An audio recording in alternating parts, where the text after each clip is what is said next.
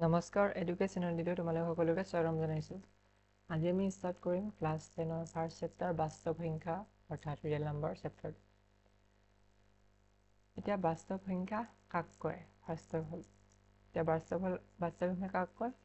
পৰিমেয় আৰু অপৰিমেয় সংখ্যা এই দুই ধৰণৰ সংখ্যাৰ সমষ্টিকে কি বুলি কয়? বাস্তৱ সংখ্যা বুলি কয়। তেতিয়াহ'লে প্ৰশ্ন উঠিব যে পৰিমেয় সংখ্যা আৰু অপৰিমেয় সংখ্যা কি? পৰিমেয় সংখ্যা কি? তেতিয়াহ'লে যিবোৰ সংখ্যাক আমি p/q আৰ্হিত লিখিব পাৰোঁ, য'ত p আৰু q দুয়োটা পূৰ্ণ সংখ্যা, তেতিয়াহ'লে পূৰ্ণ সংখ্যা কোনবোৰ হ'ব? পূৰ্ণ সংখ্যা কোনবোৰ? পূৰ্ণ সংখ্যা অৰ্থাৎ কি বুলি কয় ইংলিছত? Whole number. হোল নাম্বাৰ এইখিনি হয় কি 0, 1, 2, 3 তেনেকে চব গোটেইখিনি সংখ্যাক কি বুলি কয়? এইখিনি হোল নাম্বাৰ বুলি কয়। তেতিয়াহ'লে সেইটো ক'ব বিচাৰিছোঁ দুয়োটা কি পূৰ্ণ সংখ্যা আৰু q not equal to 0। q not equal to 0, q মানে কি আছে? p/q আছে, p/q। যদি q মানটো যদি 0 হৈ যায়, p মানটো যদি 2 হয়, এইটো যদি 0 হৈ যায়, তেতিয়া আমি এইটো কিবা এনচাৰ ওলাব জানো? শূন্যৰ লগত আমি কি পূৰণ কৰিলে 2 পাম? একো পূৰণ কৰিলেও 2 নাপাওঁ। গতিকে এনেকুৱা ধৰণৰ এইবোৰ নহ'ব। গতিকে কি হ'ব? সেইকাৰণে লিখিছোঁ যে q not equal to 0, কিউটো শূন্য হ'ব নোৱাৰে। তেনেকুৱা সংখ্যা কি বুলি কয়? পৰিমেয় সংখ্যা বুলি কোৱা হয়। উদাহৰণ কি 1/2।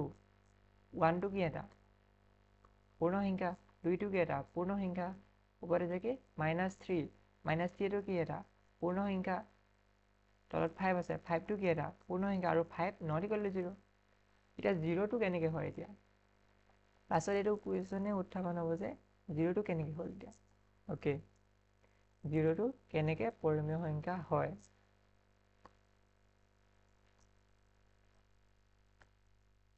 আমি যদি লিখোঁ, যদি আমি চাওঁ যদি 5/5, তেতিয়া এইটো পৰিমেয় সংখ্যা হয়নে? ইকুৱেলটো কিমান হ'ব? এইটো 1 পৰিমেয় সংখ্যা হয়নে?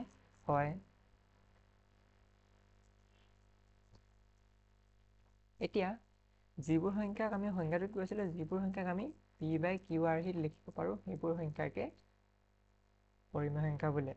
আমি 0টো লিখিব পাৰিম নাই? 0টোক আমি কি ধৰণে লিখিব পাৰিম?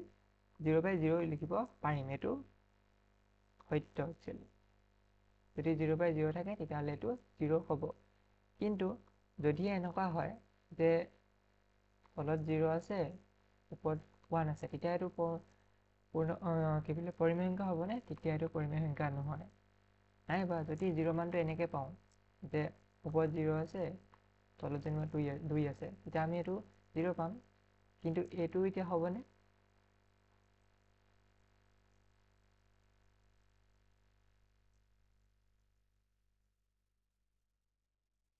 কি কৰিলোঁ মোক? কি কৰিলোঁ পাহৰি থাকিলোঁ বা।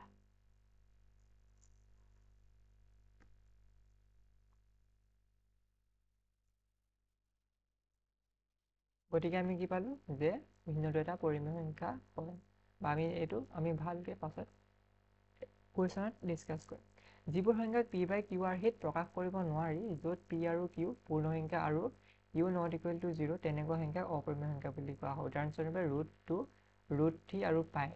এতিয়া পাইটোতো এটা কুৱেশ্যন উঠিব, আৰু যেনেকৈ 0ত এটা কুৱেশ্যন উঠিব, ঠিক তেনেদৰে পাইটো এটা কুৱেশ্যন উঠিব পাৰে যে পাইটো কিয় এটা অপৰিমেয় সংখ্যা হ'ল। চিম্পলি ক'বলৈ গ'লে যিবোৰ সংখ্যা পৰিমেয় নহয়, সেইবোৰ সংখ্যাই হ'ল অপৰিমেয় সংখ্যা। এতিয়া √2টো আমি যদি এনচাৰ উলিয়াওঁ, তেতিয়া এনচাৰটো কেতিয়াও শেষ নহয়, গৈ থাকিব। ঠিক তেনেকৈ √3 যদি ভেলু উলিয়াওঁ, তেতিয়াও এইটো এনচাৰটো ৰৈ নিদিয়ে, কেতিয়াও গৈয়ে থাকিব। আৰু যদি আমি পাই ভেলু একচুৱেলি জেনেৰেলি কি থওঁ?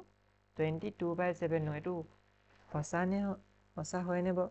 এইটো একচুৱেলি সঁচা নহয়, কাৰণ 22/7টো কি এটা 22/7টো এটা পৰিমেয় সংখ্যা।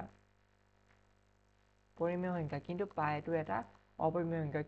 কিয় এনেকৈ হ'ল? কাৰণ আমি পাই ভেলুটো এজিউম বা ধৰিহে লওঁ 22/7 বুলি, কিন্তু একচুৱেলি পাই ভেলু 22/7 নহয়। ঠিক তেনেকৈ পাই ভেলুটো আমি 3.14 বুলি ধৰিহে লওঁ, তাৰ পাইৰ নিজৰ ভেলু 3.14 নহয়। ইয়াৰ পাছতো মানে বহুতকেইটা সংখ্যা আছে যাক আমি হিচাপ কৰিব নোৱাৰোঁ। গতিকে পাইটো এটাই কাৰণে হৈছে অপৰিমেয় সংখ্যা। কিন্তু যদি আমাক যদি আহে 22/7টো এটা পৰিমেয় নে অপৰিমেয়, তেতিয়া আমি কি লিখিম? এইটো পৰিমেয় সংখ্যা বুলি লিখিম। কাৰণ যদি 22/7 আমি ডিভাইড কৰোঁ, তেতিয়াহ'লে এটা কোনোবা এটা লিমিট লিমিটত ৰৈ যাবগৈ, সংখ্যাটো শেষ হৈ যাব। অ'কে, দেন আমি নেক্সট যাওঁ। এতিয়া নেক্সট আহিলে উৎপাদক আৰু গুণিতক, ইংলিছত কোৱা হয় ফেক্টৰ্ছ এণ্ড মাল্টিপলছ। এতিয়া ফেক্টৰ বা উৎপাদক কি? উৎপাদক হৈছে সঠিক ভাজক যি ভাগ শেষ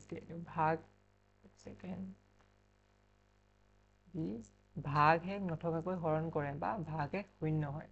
তেনে ইয়াত আছিলে যেনিবা 4, আমি এইটোক 2 হৰণ কৰিব পাৰোঁ, মানে 2 × 2 = 4। ইয়াৰ ভাগ শেষ কিমান হ'ল তেতিয়াহ'লে 0। গতিকে কি এতিয়া এইটো উৎপাদক।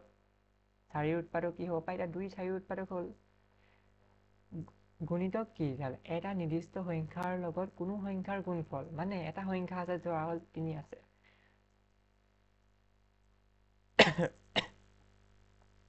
এটা সংখ্যা আছে 3, তাৰ লগত যিকোনো সংখ্যা 1 পূৰণ কৰোঁ বা 2 পূৰণ কৰোঁ বা 3 পূৰণ কৰোঁ, কি হ'ব? 3 × 3 = 3 × 6 3 × 9। তেতিয়াহ'লে আমি পোৱা এই 3 6 আৰু 9 এইখিনি কি হ'ব? তেতিয়াহ'লে ইয়াৰ 3ৰ গুণিতক। যেনেকৈ 4ৰ উৎপাদক আমি কি পালোঁ? 2 পাইছিলোঁ, ঠিক তেনেকৈ 3ৰ গুণিতক হ'ব 3, 3ৰ গুণিতক হ'ব 6 আৰু 3ৰ গুণিতক হ'ব 9। এইখিনি হ'ব 3ৰ গুণিতকখিনি। এতিয়া নেক্সট আহিছে সাধাৰণ উৎপাদক কি? অ'কে, সাধাৰণ উৎপাদক।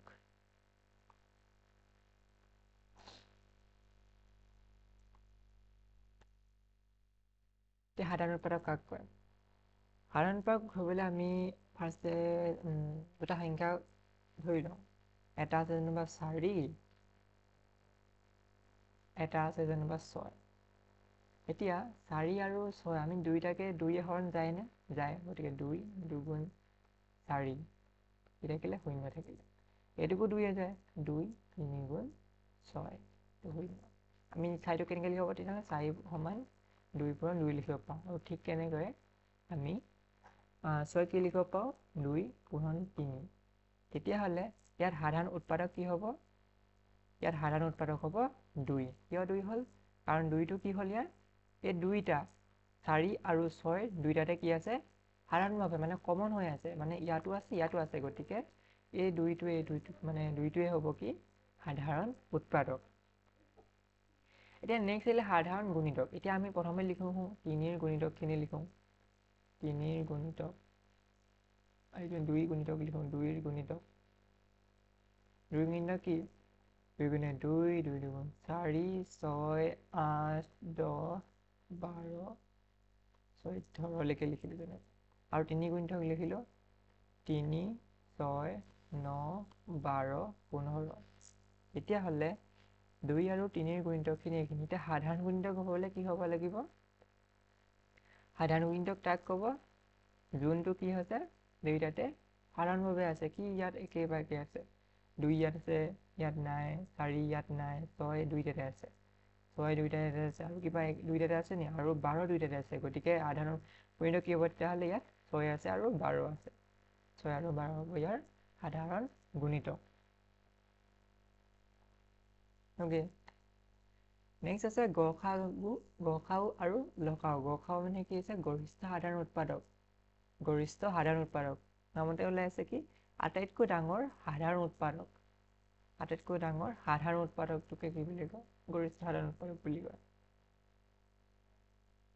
আৰু আটাইতকৈ সৰু সাধাৰণ গুণিতকটোক কি বুলি কয়? লঘিষ্ঠ সাধাৰণ উৎপাদক বুলি কয়।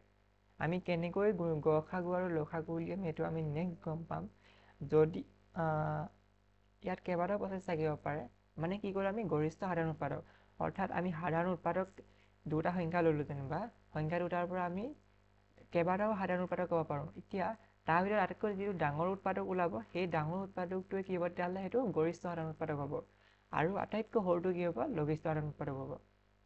আমি সেইটো ইজি ফৰ্মুলা, মানে কি জেনেৰেল ফৰ্মুলা। আৰু বাকী আমি এনচাৰ উলিয়াবলৈ আমি বেলেগ ফৰ্মুলা ইউজ কৰিম, কাৰণ সেইখিনিত বেছি ইজি হৈ যাব। অ'কে, তাৰপাছত আহিছে ইউক্লিডৰ বিভাজন প্ৰমেয়িকা, ইউক্লিড ডিভিজন লেমা। ইয়াত কি কৈছে? দুটা যোগাত্মক অখণ্ড সংখ্যা। অখণ্ড সংখ্যা কাক কয়? যিবোৰ সংখ্যাক খণ্ড কৰিব নোৱাৰি, মানে 1.5 বা 1.6 1.85 তেনেকুৱা ধৰণৰ সংখ্যা নহয়, কি গোটা সংখ্যা 1 2 3 এনেকুৱা সংখ্যাবোৰৰ সংখ্যাটোক কি বুলি কোৱা হয় অখণ্ড সংখ্যা বুলি কোৱা হয় ওকে অখণ্ড সংখ্যা বুলি কোৱা হয় আৰু কি কৈছে যোগাত্মক মানে এইখিনি কি হ'ব লাগিব যুগ্ম অখণ্ড সংখ্যা a আৰু b ৰ বাবে এনে দুটা অদ্বিতীয় সংখ্যা q আৰু r থাকিব যাতে a = b³ + r য'ত 0 less than equal to r less than b okay এইটো আমি বুজিবলৈ আমি এই এক্সাম্পল লৈছো এটা এক্সাম্পলটো হয় আৰু কেনেকৈ বুজিম আমি এটা সংখ্যা ললো 7 আমি যেনিবা 7ক 2 এ হৰণ কৰোঁ এটা কি হ'ব 2 3 গুণ 6 আৰু 7 পৰা 6 গ'লে কি থাকিলে 1 ইয়াত থকা আমি প্ৰত্যেককে আমি নাম জানো কোনটো কি কয় 7টো কি হ'ব ভাজ্য 3টো ভাগফল 2টো ভাজক আৰু 1টো ভাগশেষ আৰু আমি এইটো ফৰ্মুলা জানো যে ভাজ্য ইকুৱেল টু ভাজক পূৰণ ভাগফল যোগ ভাগশেষ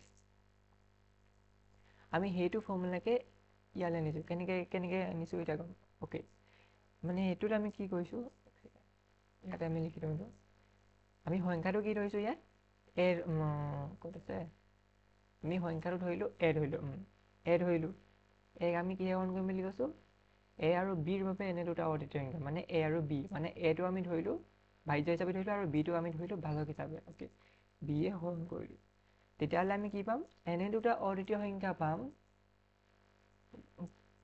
কিউ আৰু আৰ থাকিব যাতে এ = b³ + r কেনেকৈ হ'ব এতিয়া মানে এতিয়া যদি আমি এক যদি বি এ হৰণ কৰোঁ তেতিয়া কিমান পাম আমি ইয়াত পাম আমি কিউ পাম বি কিউ পাম বি কিউ পাম এতিয়া কিমান পালোঁ ইয়াত কিবা এটা পালোঁ বি কিউ পালোঁ যেনিবা হয়নে এতিয়া তাৰপাছতে যিটো ভাগশেষ থাকিব ভাগশেষটো কিমান হ'ব বুলি কৈছে আৰ হ'ব বুলি কৈছে অলৰেডি ইয়াত কি আছে তেতিয়াহ'লে ভাজ্য কিমান এ আছে ওকে এ লিখিলোঁ ভাজক কি আছে বি গতিকে বি লিখিলোঁ পূৰণ ভাগফল কিমান আছে ভাগফল আছে কিউ গতিকে কিউ লিখিলোঁ যোগ ভাগশেষ কিমান আছে আৰ আছে এইটোকে আমি কি লিখিব পাওঁ এ = b³ + r গতিকে সেইটোৱে ফৰ্মুলা হ'ল এতিয়া 0 less than equal to r কেলে হ'ল ওকে এতিয়া যেনিবা আমি সংখ্যাটো ধৰিলোঁ এইটোতে আমি এক্সাম্পল ধৰিলোঁ বা 0 less than equal to r rটো কি বুজাইছে ভাগশেষটো বুজাইছে এইটো r বুজাইছে হয়নে ভাগশেষটো বুজাইছে গতিকে 1 হয়নে 1টো কি হ'ব লাগিব 0 হ'ব লাগিব নাইবা 0তকৈ ডাঙৰ হ'ব লাগিব 0তকৈ সৰু হ'ব পাৰিব জানো মানে কি আমি এইটো সদায় এইটো সংখ্যা ইয়াত এইটোতকৈ এইটো 7তকৈ 6টো সৰু সংখ্যা ল'ম ডাঙৰ সংখ্যা ল'ম জানো নলওঁ গতিকে কি হ'ব লাগিব এইটো সদায় যুগ্ম সংখ্যা বা 0 হ'ব পাৰিব কাৰণ 7 যদি এইটো 7 কৰিলোঁ তেনে 7 × 7 হ'লে তেতিয়া কি হ'ব 7ৰ পৰা 7 কৰিলে কিমান হ'লহেঁতেন 0 হ'লহেঁতেন তেতিয়াহ'লে ভাগশেষ 0 হ'লহেঁতেন তেতিয়া সেইকাৰণে কৈছোঁ 0 হ'ব পাৰে নাইবা 0তকৈ ডাঙৰ হ'ব লাগিব মানে যুগ্ম হ'ব লাগিব আৰটো তাৰপিছতে কৈছে কি আৰটো বিতকৈ সৰু বা আৰতকৈ বিটো ডাঙৰ হ'ব লাগিব এতিয়া বি এ কাক বুজাইছে বি এ বুজাইছে ভাজকটোক ওকে এইটো কেনেকৈ হ'ল যদিহে আমি ধৰিলোঁ যেনিবা এনেকুৱা এটা কৈছোঁ ওকে 7 আছিলে যেনিবা বা 9 আছিলে ওকে 9 আছিলে আমি 2 কৰিলোঁ 2 4 গুণ 8 এনেকৈ কৰিব লাগিছিলে কিন্তু আমি যদি সেনেকৈ নকৰোঁ কি কৰিলোঁ 2 3 গুণ 6 কৰি দিলোঁ এতিয়া কিমান বাকী থাকিলে 3 বাকী থাকিলে এতিয়া 2 আকৌ 1ক 3 হৰণ যাব নহয় গতিকে কি হ'ল এইটোতো পচিবল নহয় এইটো ভুল হ'ব গতিকে কি হ'ব লাগিব এইটো সংখ্যা কেতিয়াও এইটো 2তকৈ 3টো ডাঙৰ হ'ব নোৱাৰে গতিকে এইটো নাহেই গতিকে 2 ইয়াত আমি কি লিখিব লাগিব ইয়াত 2 × 4 লিখিব লাগিব তেতিয়া 8 হ'ব আৰু 1 হ'ব সেইটোহে শুদ্ধ হ'ব ওকে এইটোৱে আছিলে ইউক্লিডৰ বিভাজন প্ৰমেয়িকা যিটো আমি সাধাৰণভাৱে ইউজ কৰি থাকোঁ প্লাছ নামটো আমি বেলেগ হিচাপে পাইছোঁ এতিয়া আমি ইউক্লিডৰ বিভাজন প্ৰমেয়িকাৰ পৰা আমি কি কৰিব পাৰিম এইবোৰ গ'ল এক ছেকেণ্ড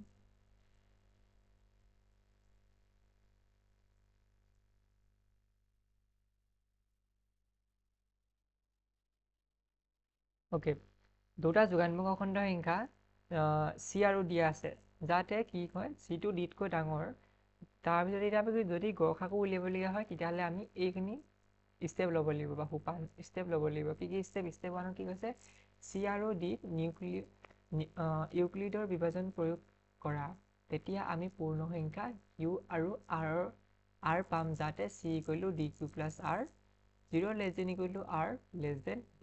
Okay, আমি হেতু next আমি যেতিয়া example লিখিম তেতিয়া আমি হেতু ভালকে বুজি পাম কাৰণ mathsত example নিদিলে একো নহব next কি কৈছে যদি r equal to 0 হয় তেন্তে c আৰু d ৰ গসাগু d যদি r not equal to 0 তেন্তে d আৰু r ত বিভাজন ক্ৰমীকা প্ৰয়োগ কৰা step 3 কৈছে ভাগে শূন্য পোৱালৈকে এই প্ৰণালীটো অব্যাহত ৰাখা এই পৰ্যায়ত পোৱা ভাজকটোৱে হ'ব নিৰ্ণয় গসাগু কলন বিধিটো কাৰ্যকৰী হ'ব কাৰণ লসাগু cd কিমান হ'ব গসাগু হ'ব নহব যত গসাগু cd প্ৰতিকে c আৰু d ৰ গসাগু বুজায় ওকে আমি এখিনি নেক্সট বুজি পাম তে কি আহিলে উদাহৰণ আমি উদাহৰণটো কেনেকৈ সলভ কৰিম এতিয়া সমাধান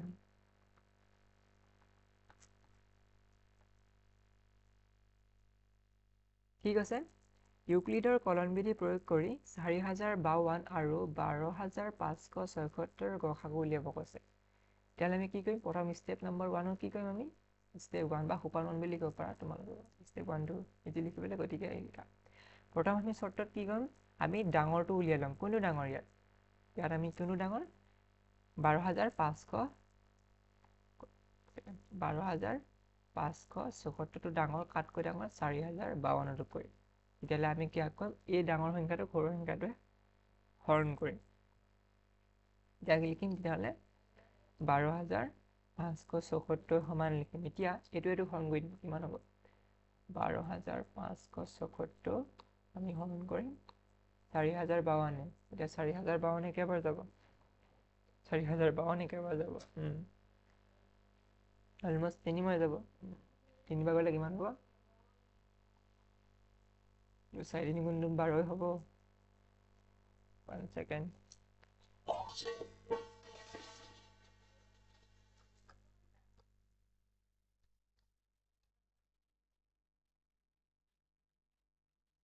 Five, 7, 6, 5, 4, 0, 5, 2. Okay.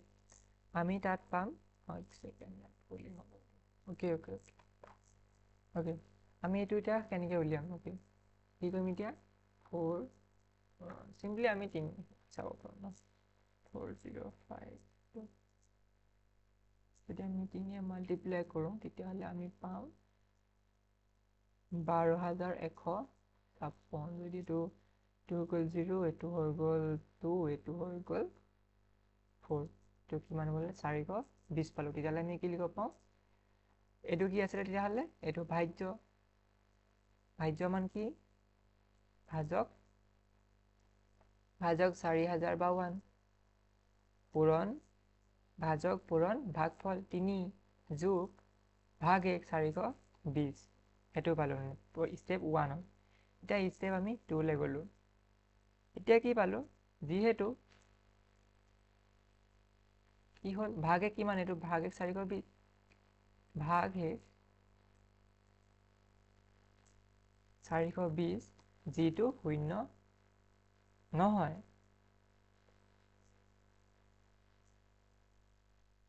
এতেকে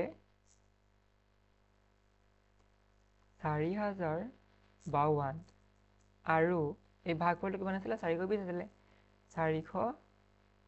420 ৰ ওপৰত আমি আকৌ হেই একেটোকে লগাব লাগিব আকৌ কি লগাম ওপৰত বিভাজন প্ৰমেয়িকা প্ৰয়োগ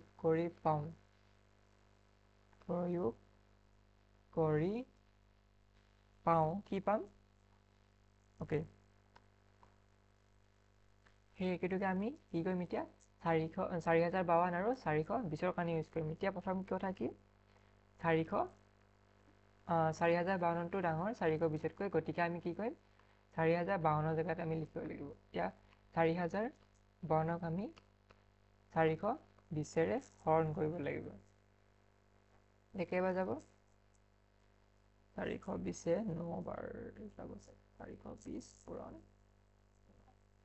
কেইবাৰ যাব 9 বাৰ যাব কৈ যাব 3780 থাকিব আৰু থাকিব ইফালে 272 থাকিব এটো আমি কি লিখিব তেতিয়াহ'লে 420 পূৰণ 9 যোগ 272 এটা কি হ'ল ইয়াত আকৌ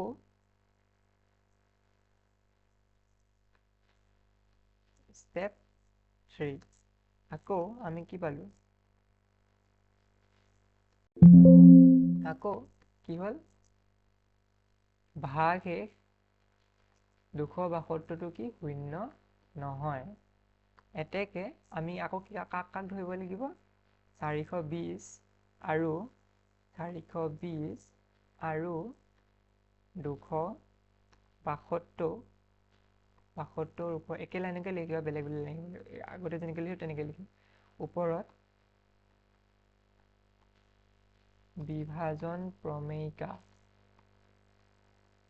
বিভাজন প্ৰমেয়িকা প্ৰয়োগ কৰি পাওঁ কি পাওঁ প্ৰথম কথা কি 420টো ডাঙৰ 272তকৈ গতিকে আমি 272য়ে 420ক হৰণ কৰিব লাগিব অৰ্থাৎ 420 সমান ইয়াত 420 272ৰে হৰণ কৰিম কেইবাৰ যাব ইয়াত এবাৰে যাব এবাৰ 272 এপিনে আহিলে 8 এফালে আহিলে 8 9 2 11 4 এপিনে আহিলে 148 কি আহিলে এতিয়া আকৌ আহিলে 272 into 1 plus 148 এতিয়া কি হ'ল আকৌ ভাগশেষটো কি হ'ল শূন্য নহয় গতিকে আকৌ ষ্টেপ 4ত যাম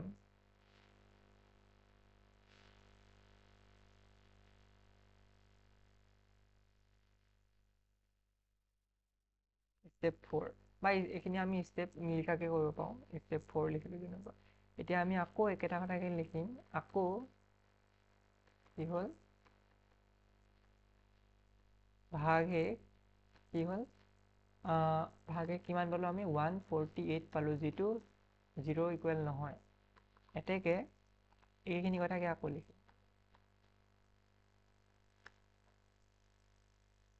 এতেকে কি আছিলে 272 ন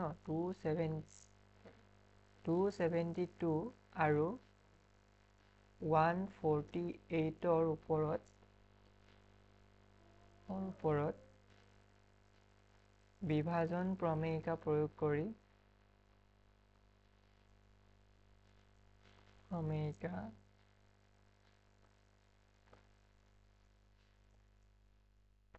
কৰি পাওঁ কি পাওঁ যে 272টো প্ৰথম কথা 148তকৈ ডাঙৰ তেতিয়াহ'লে 272ক আমি লিখিব পাৰিম কি লিখিব পাৰিম 272 divided by 148 এটুকু এবাৰে যাব 148 থাকিলে 4 এপিনে থাকিলে 2 থাকিলে 1 124 ভাজ্য কিমান 148 পূৰণ 1 যোগ 124 এতিয়া আকৌ কি পালোঁ একেখিনি কথাই আকৌ লিখিব থাকিলে হ'ল আকৌ ভাগশেষ কিমান পালোঁ আমি 124 যিটো 0 নহয় এতেকে 148 আৰু 124ৰ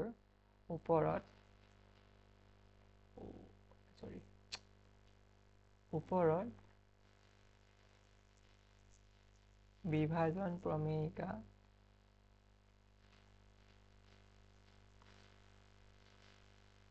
প্ৰয়োগ কৰি পাওঁ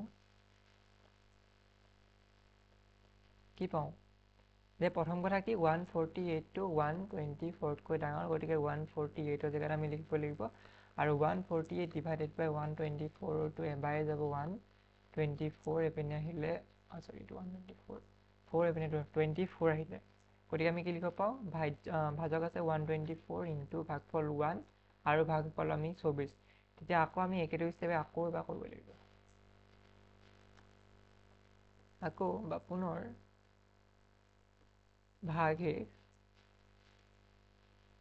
ভাগশেষটো কিমান পালোঁ আমি 24 পালোঁ যিটো 0 নহয় এতেকে 124 আৰু 24ৰ ওপৰত বিভাজন প্ৰমেয়িকা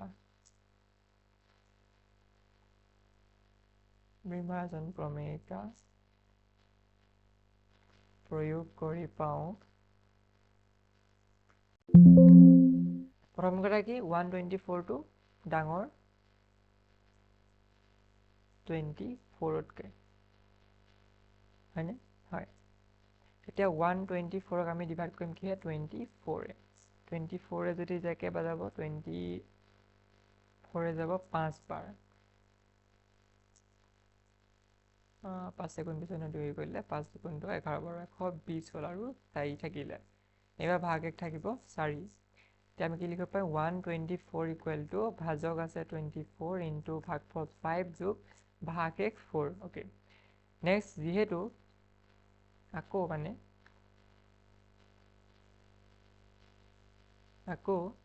যিহেতু কি পালোঁ আমি? ভাগ 1 কিমান পালোঁ? ভাগ 1 পালোঁ আমি 4 পালোঁ, যিটো কি 0 নহয়। আৰু এতেকে 24 আৰু 24 দিলোঁ। 24 আৰু 4ৰ ওপৰত বিভাজন প্ৰমেয়িকা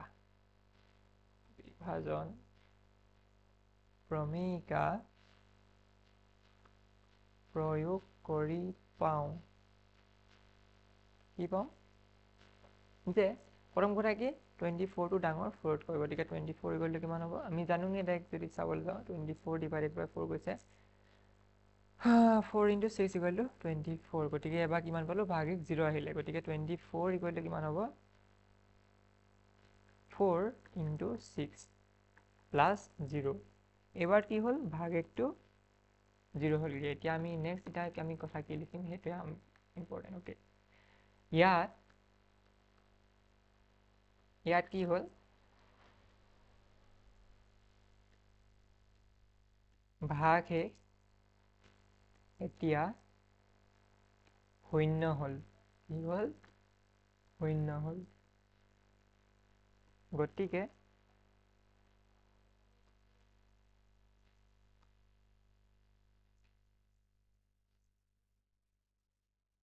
চৰি, এইটো প্ৰণালীটো হ'ব দেই। প্ৰণালীটো বন্ধ হ'ব, মানে আৰু আমি সেইটো আৰু লৈ যাব নোৱাৰোঁ, বন্ধ হ'ব। অ'কে, যিহেতু এই পৰ্যায়ত ভাজক 4, গতিকে কি হ'ব? 1 2 5 7 6 মানে যিটো ডাঙৰ সংখ্যা আছিলে, আৰু 405টোৰ গসাগু কিমান হ'ব তেতিয়াহ'লে? 4 হ'ব।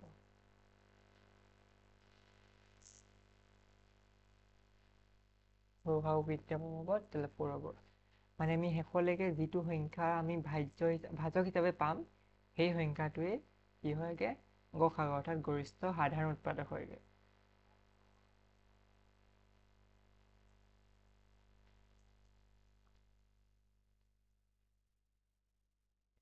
ইয়াত আমি এটা কথা লক্ষ্য কৰিব পাৰোঁ। কি লক্ষ্য কৰিব পাৰোঁ? যে আমি যদি গসাগু উলিয়াওঁ 24 আৰু 4ৰ কাৰণে, তেতিয়া গসাগু কিমান হ'ব? 4 হ'ব। ঠিক তেনেকে গসাগু 1 আগৰটো মানে 124 আৰু 24, ঠিক তেনেকে 148 আৰু 124, ঠিক তেনেকে গসাগু 272 আৰু 148 আৰু গসাগু 420 আৰু 272 আৰু গসাগু 4052 আৰু 420, গসাগু 12576 আৰু 4052, গোটেইখিনি কি সমান, আৰু সেইটো কিমান হ'ব? 4। সেইটো কাৰণে আমি বেলেগ সৰুকৈ লাষ্টত আমি গসাগু উলিয়াব পাৰিছোঁ। সেইটোৱে কথা। তেতিয়াহ'লে আমাৰ কি ওলালে? গসাগু তেতিয়াহ'লে ওলালে 4। এইখিনি ষ্টেপকে আমি ইয়াতকৈ অলপ চুটিকৈ কৰিব পাৰোঁ, বা চব ষ্টেপ নিলিখিলেও হয়। আমি নেক্সট যাওঁ। কি আছে? উদাহৰণ 2 আছে। এতিয়া উদাহৰণ দেখুৱা যে প্ৰত্যেক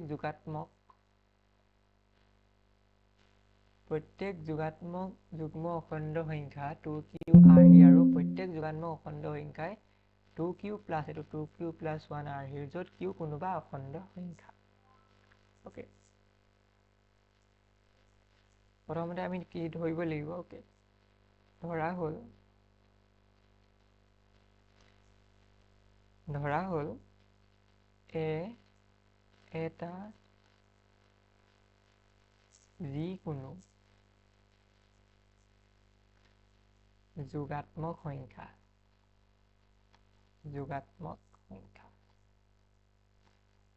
আৰু b ইকুৱেল টু 2,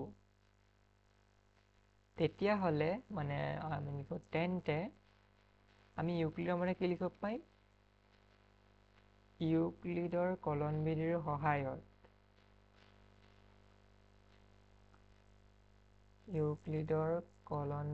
সহায়ত আমি কি লিখিব পাৰোঁ?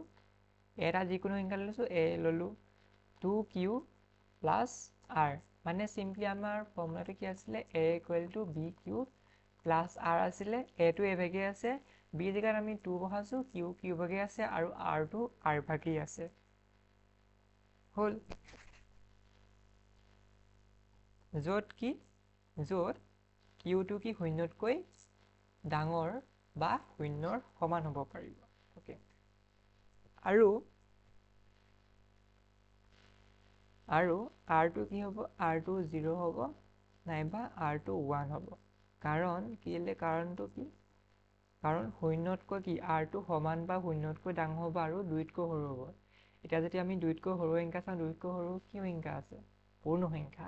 2তকৈ সৰু অকল একেই আছে, কাৰণ 1তকৈ পাছত কি আছে? শূন্য আছে, গতিকে শূন্য আৰু একেই হ'ব পাৰিব, তাৰ বাহিৰে হ'ব নোৱাৰে। গতিকে সেইকাৰণে লিখিছোঁ r ইকুৱেল টু 0 হ'ব, নহ'লে r ইকুৱেল টু 1 হ'ব। অ'কে, হ'ল, গতিকে a ইকুৱেল টু কিমান? 2q হ'ল প্ৰথমটোৰ কাৰণে। যেতিয়া r ভেলু 0 হ'লে, মানে 0 থাকিলে কি একো নাই, বা a ইকুৱেল টু 2q কি হ'ব? r ভেলু যদি 1 হয় তেতিয়াহ'লে কি হ'ব? 2q প্লাছ 1 হ'ল।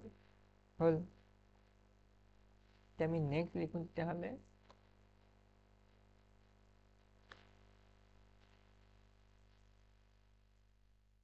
যদি a ইকুৱেল টু 2q আৰ্হিৰ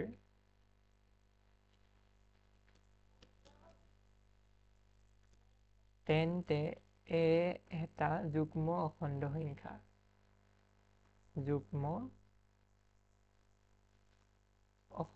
সংখ্যা। আকৌ এটা যোগাত্মক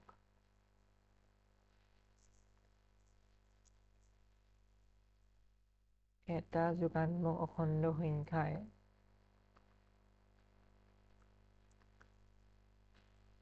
হয় যুগ্ম নাইবা অযুগ্ম। যুগ্ম হ'ব পাৰে নাইবা অযুগ্ম হ'ব পাৰে।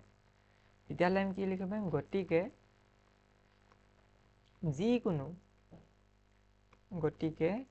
যিকোনো যোগাত্মক অখণ্ড সংখ্যাই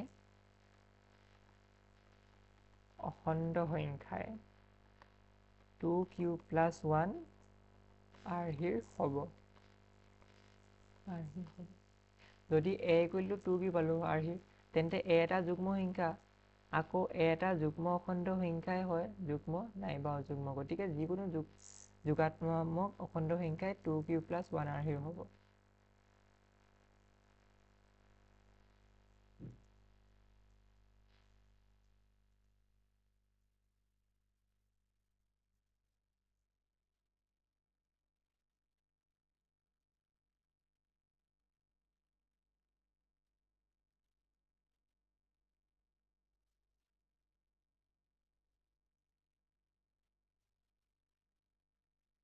এতিয়া 2ৰ লগত যদি কিবা এটা সংখ্যা পূৰণ থাকে তেতিয়াহ'লে কি হ'ব? এইটো অট'মেটিক 2 হৈ যাব। কাৰণ আমি জানো যুগ্ম সংখ্যা কাক কয়? যোনবোৰ সংখ্যাক 2য়ে হৰণ যায় তাকে যুগ্ম সংখ্যা বুলি কোৱা হয়। যদি আগতে যদি 2 পূৰণ হৈ থাকে তাক আমি 2য়ে হৰণ কৰিব পাৰিম। গতিকে কি হ'ল ইয়াৰ কাৰণে কি হ'ল, এইটো হ'ল এটা যুগ্ম অখণ্ড সংখ্যা। আকৌ এটা যোগাত্মক অখণ্ড সংখ্যাই হয় যুগ্ম নাইবা অযুগ্ম। এতিয়া যোগাত্মক সংখ্যা কাক কয়? যোগাত্মক সংখ্যা যুগ্ম আৰু অযুগ্ম দুইখিনি সংখ্যাই আছে। তেতিয়াহ'লে যেতিয়া 2q আছিলে তাৰ কথাত আমি কি পালো যে তাত আমি এইটো বুজিলো যে 2q অৰ্থাৎ যুগ্ম, গতিকে যুগ্ম সংখ্যাখিনি যোগাত্মক সংখ্যা হয়। আৰু এতিয়া তাৰপিছতে পালো আমি কি যে 2q + 1, 2q + 1 টো কি হ'ব? এতিয়া 2q টো এটা যুগ্ম সংখ্যাৰ লগত 1 যোগ কৰিলে কিমান হ'ব? অযুগ্ম সংখ্যা হ'ব সদায়। গতিকে যুগ্ম এটাত পালো অযুগ্ম, গতিকে অভাৰঅল আমি কি পালো? তেতিয়াহ'লে যোগাত্মক অখণ্ড সংখ্যা পালো, যুগ্ম যোগ অযুগ্ম হৈ থাকিলে। সেইকাৰণে আমি কি পালো তেতিয়াহ'লে? যোগাত্মক অখণ্ড সংখ্যা বুলি প্ৰমাণ কৰিব পাৰিলো। নেক্সট কি আছে এতিয়া? নেক্সট আছে দেখুওৱা যে যিকোনো যোগাত্মক অখণ্ড সংখ্যাই 4q + 1 নাইবা 4q + 3r য'ত q কোনোবা এটা অখণ্ড সংখ্যা। আমিও সেইটো একেধৰণেই ষ্টাৰ্ট কৰিম। খালি আমাৰ কি হ'ব ইয়াত? b ভেলুটো কি ধৰিম? ইয়াত 4 ধৰিম, কাৰণ ইয়াত কি আছে? 4 আছে। আগৰটোত কি আছিলে? আগৰটোত 2 আছিলে, গতিকে 2 থকাৰ কাৰণে আমি কি কৰিছিলোঁ? b = 2 ধৰিছিলোঁ।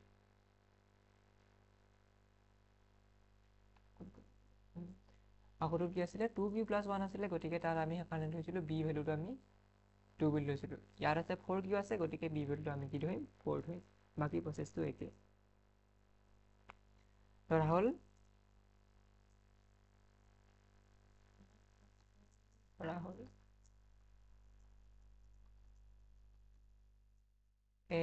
এটা যিকোনো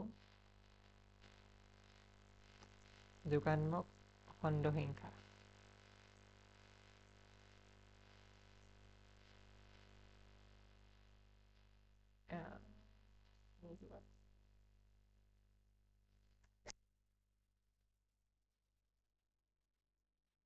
ওকে, আমি এবাৰ অলপ বেলেগকে ধৰিম। কি ধৰিম এবাৰ? এটা যোগাত্মক সংখ্যা অযুগ্ম সংখ্যা ধৰিম এবাৰ। যিকোনো যোগাত্মক লাষ্টত ক'ম কেনেকে কিয় ধৰিছোঁ আমি। যোগাত্মক অযুগ্ম সংখ্যা ধৰিম এবাৰ। যোগাত্মক অযুগ্ম সংখ্যা কি ধৰিছোঁ? a। আৰু b ধৰিলোঁ আমি 4 বুলি। গতিকে কি কৰিম এতিয়া? বিভাজন কলন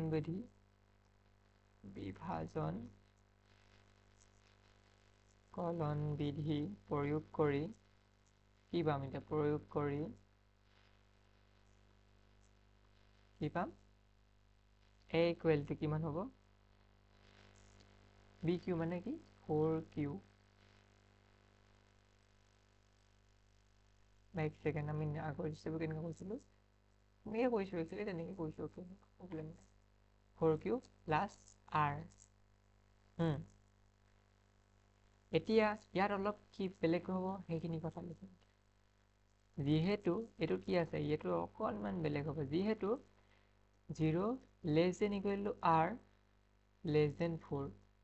4 কিয় হ'ল? কাৰণ আমি কি জানো যে r টো b তকৈ সৰু, মানে b কি আছে? 4 আছে, গতিকে 4তকৈ সৰু আৰু শূন্যতকৈ সমান বা শূন্যতকৈ ডাঙৰ।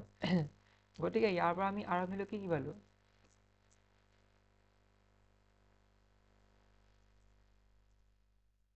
তেন্তে আমি তেতিয়াহ'লে কি হ'ব? যোগাত্মক ভাগশেষবোৰ কি হ'ব তেতিয়াহ'লে? মানে r টো যদি ভাগশেষ হয় তেতিয়াহ'লে ভাগশেষবোৰ কি হ'ব তেতিয়াহ'লে?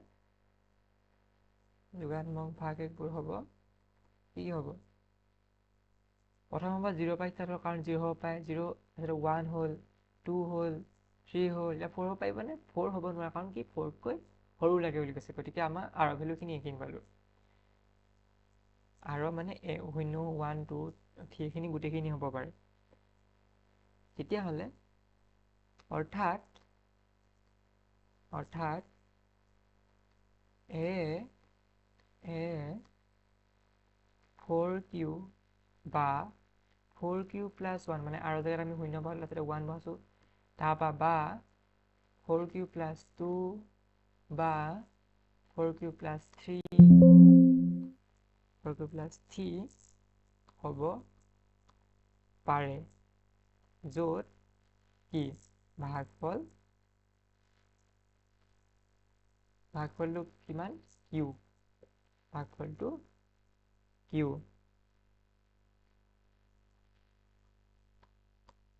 লিখোঁ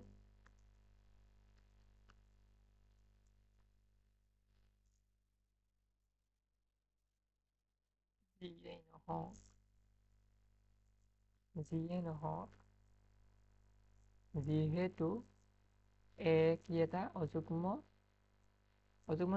বুলিয়ে থৈছিলোঁ গতিকে a 4q বা 4q প্লাছ 2 হ'ব নোৱাৰে কেলে নোৱাৰে যিহেতু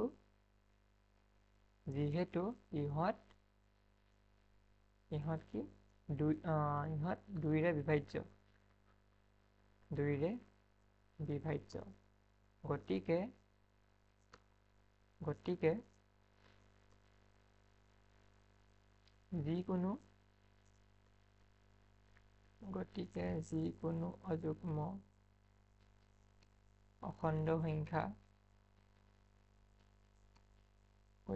যিকোনো অযুগ্ম অখণ্ড সংখ্যা 4q প্লাছ 1 নাইবা 4q প্লাছ 3 আৰহি আৰু যদি চাওঁ প্ৰথমে কি ধৰিলোঁ এটা যিকোনো যোগাত্মক অযুগ্ম সংখ্যা আছে আৰু বি ধৰিলোঁ আমি 4 বুলি ধৰিলোঁ এতিয়া বিভাজন কলন বিধিটো প্ৰয়োগ কৰি আমি কি পালোঁ যে a কৰিলোঁ 4q প্লাছ r এতিয়া rটো কাৰ সমান হ'ব rটো b অৰ্থাৎ b মানে কিমান হ'ব 4তকৈ সৰু হ'ব আৰু 0তকৈ ডাঙৰ হ'ব তেতিয়াহ'লে r ভেলুখিনি মানে কি সংখ্যা হ'ব পৰা সংখ্যাখিনি কি হ'ব তেতিয়াহ'লে 0 1 2 3 ইয়াৰ পৰা আমি কি পালোঁ যে a 4q বা 4q প্লাছ 1 বা 4q প্লাছ 2 বা 4q প্লাছ 3 হ'ব পাৰে য'ত ভাগফল কি হ'ব q আছে যিহেতু a এটা অযুগ্ম গতিকে a 4q বা 4q প্লাছ 2 হ'ব নোৱাৰে কিয় নোৱাৰে এতিয়া 4q প্লাছ a টো কি এটা অযুগ্ম সংখ্যা এতিয়া অযুগ্ম সংখ্যা হ'লে কি হয় আমি এইটো কেনেকৈ বুজিম এতিয়া এইটো এইটো এটা কি যদি অযুগ্ম সংখ্যা হয় অযুগ্ম আছে অযুগ্ম আৰু তাৰ ইফালে আছে কি আছে 4q আছে আৰু ইফালে আছিলে কি 4q প্লাছ 2 আছিলে এতিয়া আমি যদি 4q যদি কওঁ আমি 4q কেতিয়াবা অযুগ্ম সংখ্যা পাব পাৰিমনে qটো বা যুগ্ম হওক বা অযুগ্মই হওক তাৰ লগত এটা যুগ্ম সংখ্যা পূৰণ থাকিলে সেইটো কি হয় সদায় এটা কি যুগ্ম সংখ্যা হয় ঠিক তেনেকৈ 4q প্লাছ 2টো 4q মানে কি যুগ্ম বুলি গম পালোঁ যুগ্ম সংখ্যাৰ লগত 2 যোগ কৰিলে কি হয় সদায় এটা যুগ্ম সংখ্যাই পাওঁ যদি 1 যোগ কৰিলে তেতিয়া হ'লহেঁতেন কিন্তু এতিয়া 2 যোগ কৰিছে গতিকে কি হ'ব এইটো এটা যুগ্ম সংখ্যা হ'ল গতিকে a সমান কেতিয়াও 4q আৰু 4q প্লাছ 2 হ'ব নোৱাৰে কিন্তু 4q প্লাছ 1 হ'ব পাৰে কিয় পাৰে কাৰণ 4qটো কি এটা যুগ্ম সংখ্যাৰ লগত 1 যোগ কৰিলে সদায় অযুগ্ম সংখ্যা পাওঁ ঠিক তেনেকৈ যুগ্ম সংখ্যাৰ লগত যদি আমি 3 যোগ কৰোঁ তেতিয়াও এটা আমি অযুগ্ম সংখ্যাই পাওঁ গতিকে ছেটিছফাই কোনটোতে কৰিব 4q প্লাছ 1ত কৰিব আৰু 4q প্লাছ 3ত কৰিব সেইটোৱে আছিল কুৱেশ্যনটো বাকী আমি নেক্সট ক্লাছত অনুশীলনটি ষ্টাৰ্ট কৰিম আজিলৈ ইমান ধন্যবাদ থেংক ইউ